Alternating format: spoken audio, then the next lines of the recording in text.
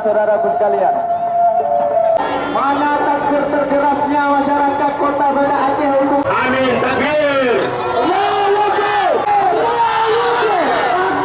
tempat suci bagi umat muslim yang ada di seluruh dunia. Takbir merupakan tempat Isra. Orang sampai hari ini terus dibantai, dibunuh oleh Israel. Dibuat oleh Israel terhadap saudara kita di nikmatnya sehingga kita hari ini dapat hadir. Assalamualaikum warahmatullahi wabarakatuh. Waalaikumsalam warahmatullahi wabarakatuh. Al-uqatan min lisani yafqahu qawli. Allahumma 'allimna bima yanfa'una.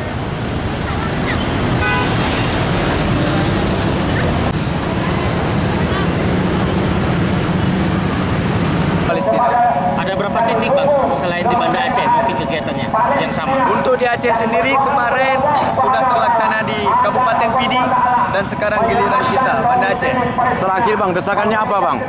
Desakannya kepada Israel, Ustaz Azmi mengatakan bahwasanya kami masyarakat Aceh akan tetap mendesak Israel, memboikot produk-produk Israel, terutama produk-produk yang mengirimkan bantuannya terhadap para Zionis Israel. Hari ini harus ikut andil dalam kemerdekaan Palestina. Harus ikut. Itu saudara-saudaraku, hari ini adalah hari yang tepat untuk kita bersama berkumpul memperjuangkan